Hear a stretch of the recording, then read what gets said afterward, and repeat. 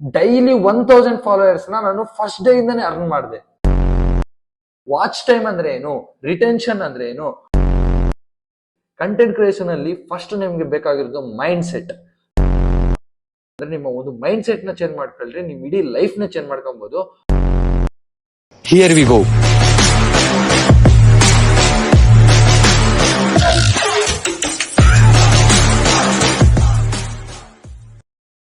ಹೇಗಾಗಿದೆ, ನೀವು ಲೈಫ್ ಅಲ್ಲಿ ಸಕ್ಸಸ್ಫುಲ್ ಆದ್ರೂ ಮಾತಾಡ್ತಾರೆ, ಅನ್ಸಕ್ಸಸ್ಫುಲ್ ಆದ್ರೂ ಮಾತಾಡ್ತಾರೆ, ಅಂತವ್ರ ಬಗ್ಗೆ ನೀವು ತಲೆ ಕೆಡ್ಸ್ಕೊಂತೀರಾ? ನಾಳೆ ಯಾವತ್ತೋ ಒಂದ್ ದಿವಸ ನಿಮ್ಮ ಅಪ್ಪ ಆಗ್ಲಿ ಅಮ್ಮ ಆಗ್ಲಿ ಹಾಸ್ಪಿಟಲ್ ಅಲ್ಲಿ ಇದ್ದು ಬಿಲ್ ಪೇ ಮಾಡ್ಬೇಕಂತ ಬಂದಾಗ ಅವ್ರು ಬಿಲ್ ಪೇ ಮಾಡ್ತಾರ? ಇಲ್ಲ. ಕಂಟೆಂಟ್ ಕ್ರಿಯೇಷನ್ ನ ಒಂದು ಪ್ರೊಫೆಷನಲ್ ಆಗಿ ತಗೊಳ್ಳಿ. ಕಂಟೆಂಟ್ ಕ್ರಿಯೇಷನ್ ಅಲ್ಲಿ ಪ್ರೊಫೆಷನಲಿಸಂ ತೋರಿಸಿ. ಯಾಕೆ ಹೇಳ್ತೀನಿ ಅಂದ್ರೆ, ಕಂಟೆಂಟ್ ಸುಮಾರು ಜನ ಎಕ್ಸಾಂಪಲ್ಸ್ ಇದಾವೆ. ಕಂಟೆಂಟ್ ಕ್ರಿಯೇಷನ್ ಜರ್ನಿನ ಸ್ಟಾರ್ಟ್ ಮಾಡಿ ಜಿ ವ್ಯಾಗನ್ ಕಾರ್ ತಗೊಂಡಿರ್ಬೋದು, ಅವರ ಫ್ಯಾಮಿಲಿನ ಪ್ರೈವೇಟ್ ಜೆಟ್ ಅಲ್ಲಿ ಕೂಡ ಓಡಾಡ್ಸಿದ್ದಾರೆ.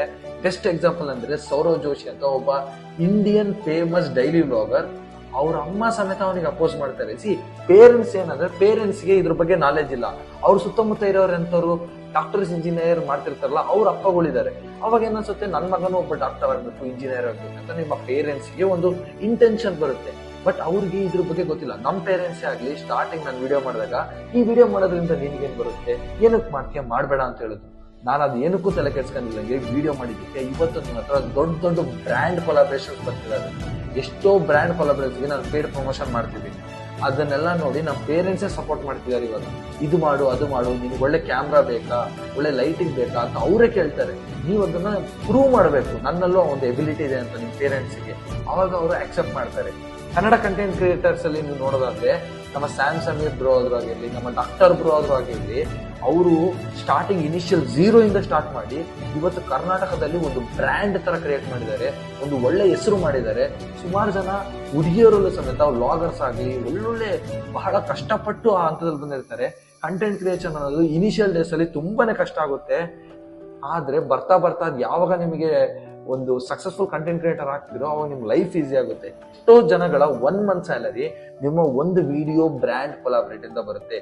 ನಾನೊಬ್ಬ ಇಂಜಿನಿಯರಿಂಗ್ ಸ್ಟೂಡೆಂಟ್, ನಾನು ಒಬ್ಬ ಆಚಾರ್ಯ ಕಾಲೇಜಲ್ಲಿ 3rd ಇಯರ್ ಇಂಜಿನಿಯರಿಂಗ್ ಸ್ಟೂಡೆಂಟ್ ಓದ್ತಿದ್ದೀನಿ.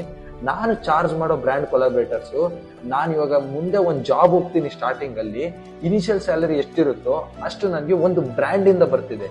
ಇದೆಲ್ಲ ಹೆಂಗ್ ಪಾಸಿಬಲ್ ಆಯ್ತಂದ್ರೆ, ನಾನು ಆಕ್ಷನ್ ತಗೊಂಡೆ, ನನ್ನ ಥಾಟ್ಸ್ ಜನರೇಟ್ ಆಯ್ತು, ನನಗೆ ಕಂಟೆಂಟ್ ಕ್ರಿಯೇಷನ್ ಅನ್ನೋದು ತುಂಬಾನೇ ಇಷ್ಟ, ಅದಕ್ಕೆ ತಕ್ಕಂತೆ ನಾನು ವರ್ಕ್ ಮಾಡಿದೆ, ಅದರಿಂದ ಯಾವ್ಯಾವ ನಾಲೆಜ್ ಬೇಕು, ಯಾವ್ಯಾವ ತರ ಸ್ಕಿಲ್ ಬೇಕಂತ ಕಲಿತೆ, ಅದನ್ನೆಲ್ಲ ನಾನು ಫಸ್ಟ್ ವಿಡಿಯೋದಲ್ಲಿ ಹೇಳಿದ್ದೀನಿ. ಹೋಗಿ ಒಂದ್ಸರಿ ಚೆಕ್ ಮಾಡಿ. ಕಂಟೆಂಟ್ ಕ್ರಿಯೇಷನ್ ಅನ್ನೋದು 5 ವರ್ಷ ಹಿಂದೆ ನೀವೇನಾದ್ರು ಸ್ಟಾರ್ಟ್ ಮಾಡಿದ್ರೆ ತುಂಬಾ ಅಡ್ವಾಂಟೇಜ್ ಇರ್ತಿತ್ತು. ಆದ್ರೆ ನೀವು ಸ್ಟಾರ್ಟ್ ಮಾಡಿಲ್ಲ, ಇವಾಗ್ಲೂ ಟೈಮ್ ಇದೆ. ಈ ಒಂದು ಟೈಮ್ ನ ಯೂಸ್ ಮಾಡ್ಕೊಂಡು ನೀವು ಇವತ್ತು ಸ್ಟಾರ್ಟ್ ಮಾಡಿದ್ರೆ ನೀವು ಕಂಟೆಂಟ್ ಕ್ರಿಯೇಷನ್ ಅಲ್ಲಿ ಏನೋ ಒಂದು ಅಚೀವ್ ಮಾಡ್ತೀರಾ. ಇನ್ನೂ ಎಷ್ಟೋ ಜನ ಒಂದು 50 ವಿಡಿಯೋಸ್ ಹಾಕಿ ನಾನು ವಿಡಿಯೋನ ವೈರಲ್ ಆಗಿಲ್ಲ, ನಾನು ಗಿವ್ ಅಪ್ ಮಾಡ್ತೀನಿ ಅಂತಾರೆ. ಗಿವ್ ಅಪ್ ಅನ್ನೋದು ನಿಮ್ ಮೈಂಡ್ ಸೆಟ್ ಇರಬಾರ್ದು. ನಾನು ಕಂಟೆಂಟ್ ಕ್ರಿಯೇಷನ್ ಜೊತೆ ಹಿಂದೆ 1000 ಪೋಸ್ಟ್ ನಾನು ಹಾಕ್ತೀನಿ, ನನಗೆ ಫಾಲೋವರ್ಸ್ ಬರ್ತಾರೋ ಲೈಕ್ಸ್ ಬರ್ತಾರೋ ನಾನು ತಲೆ ಕೆಡಿಸ್ಕೊಳ್ಳಲ್ಲ. ಬಟ್ ನಾನು 1000 ಪೋಸ್ಟ್ ಹಾಕ್ತೀನಿ, ವಿಚ್ ಮೀನ್ಸ್ ಡೈಲಿ ಒಂದು ಪೋಸ್ಟ್ ಹಾಕ್ತೀನಿ, 1000 ಡೇಸ್ ಕಂಟಿನ್ಯೂ ಮಾಡ್ತೀನಿ ಅಂತ ನಾನು ಅನ್ಕೊಂಡಿದ್ದೆ. But 3rd day of my content creation ಅಲ್ಲಿ ನನ್ನ ವಿಡಿಯೋ 5 ಮಿಲಿಯನ್ ಹೋಯ್ತು. ಆ ಒಂದು ಸಿಂಗಲ್ ರೀಲ್ ಇಂದ ನನಗೆ 17,000 ಫಾಲೋವರ್ಸ್. ನಾನು ಏನಕ್ಕೆ ಇದೆಲ್ಲ ಹೇಳ್ತೀನಿ ಅಂದ್ರೆ, ಎಲ್ಲ ಪಾಸಿಬಲ್ ಇದೆ. ನಿಮ್ಮ ಮೈಂಡ್ ಸೆಟ್ ನ ಚೇಂಜ್ ಮಾಡ್ಕೊಳ್ರಿ. ನೀವು ನೋಡ್ಬೋದು, ಬೇಕಾದ್ರೆ ಒಂದು ವಿಡಿಯೋ ಹಾಕ್ತೀನಿ, ನಾನು first day of content creation ಅಲ್ಲಿ ಫಸ್ಟ್ ವಿಡಿಯೋ ನಾನು ಏನ್ ಹಾಕಿದ್ದೆ ಅಂದ್ರೆ, ಈ ವಿಡಿಯೋ ನೋಡಿ, ಒಂದ್ಸಲಿ ಈ ವಿಡಿಯೋ ನೋಡಿ. ನಮಸ್ತೆ ಕರ್ನಾಟಕ.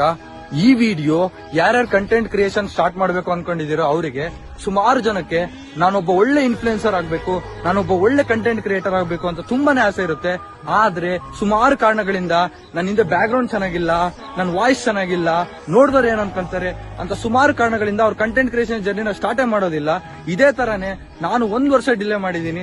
ಸೊ ನಾನ್ ಮಾಡಿರೋ ತಪ್ಪು ನೀವು ಮಾಡಬೇಡಿ. ನಿಮ್ಮ ಹತ್ರ ಯಾವ ಸ್ಕಿಲ್ ಇದೆನೋ ಆ ಸ್ಕಿಲ್ ನ ನೀವು ಜನಗಳಿಗೆ ವ್ಯಾಲ್ಯೂ ಆಡ್ ಮಾಡುವಂತಹ ಒಂದು ಒಳ್ಳೊಳ್ಳೆ ಕಂಟೆಂಟ್ ಅನ್ನ ನೀವು ಕೊಟ್ರೆ ಜನಗಳು ನಿಮಗೆ ಖಂಡಿತವಾಗಿ ಸಪೋರ್ಟ್ ಮಾಡೇ ಮಾಡ್ತಾರೆ.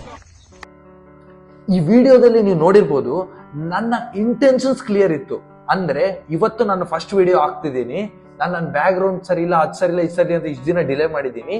ನೀವು ಯಾವುದೇ ಕಾರಣಕ್ಕೂ ಆ ತರ ಡಿಲೇ ಮಾಡಬೇಡಿ ಅಂತ ಹೇಳಿ ಸ್ಟಾರ್ಟ್ ಮಾಡಿದ್ದೀನಿ. ಫಸ್ಟ್ ಡೇನೆ ಸ್ಟಾರ್ಟ್ ಮಾಡಿದ್ದು ನಾನು ಅದೇ ವಿಡಿಯೋ ಬಿಟ್ಟು. ಆ ವಿಡಿಯೋ ಇಂದ ಸ್ಟಾರ್ಟ್ ಮಾಡಿ ಜಸ್ಟ್ ನಾನು 1 ಮಂತ್ ಆಯ್ತು, 30K ಫಾಲೋವರ್ಸ್ ಬಂದ್ರು.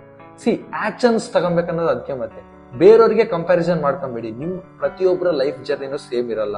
ನಿಮ್ಮ ಒಂದು ಮನೆ ಪರಿಸ್ಥಿತಿ ನೋಡಿ ಅದಕ್ಕೂ ಅಲೈನ್ ಆಗಿ ನಿಮ್ಮ ಒಂದು ಪ್ಯಾಷನ್ ನ ಚೇಂಜ್ ಮಾಡಿ. ನೀವು ದುಡ್ಡನ್ನ ಯಾವತ್ತೂ ಚೇಂಜ್ ಮಾಡಬೇಡಿ, ನಿಮ್ಮ ಪ್ಯಾಷನ್ ಚೇಂಜ್ ಮಾಡಿ. ನಿಮ್ಮ ಪ್ಯಾಷನ್ ಚೇಂಜ್ ಮಾಡಿದಾಗ ನಿಮ್ಗೆ ಇದ್ರೊಳಗೆ ಒಳ್ಳೆ ರಿಸಲ್ಟ್ ಸಿಗುತ್ತೆ. ಸೊ ಇದೇ ತರ ವಿಡಿಯೋಸ್ಗೆ ಸ್ಯಾಮಿ ಇನ್ಸ್ಪೈರ್ಸ್ ಅಂತ ಒಂದು ಇನ್ಸ್ಟಾಗ್ರಾಮ್ ಪೇಜ್ ಇದೆ, ಅದನ್ನ ಫಾಲೋ ಮಾಡಿ. ಈ ಒಂದು ಚಾನಲ್ಗೆ ಸಬ್ಸ್ಕ್ರೈಬ್ ಮಾಡಿ. ನಾನು ಸುಮಾರು ತರ ಮನಿ ಮಾಡೋ ಬೇಸಿಂದ ಹಿಡಿದು ಕಂಟೆಂಟ್ ಕ್ರಿಯೇಷನ್ ಅಂದ್ರೆ ಏನಂತ ಪ್ರಾಕ್ಟಿಕಲ್ ಆಗಿ ಹೇಳ್ಕೊಂತ ಬರ್ತೀನಿ.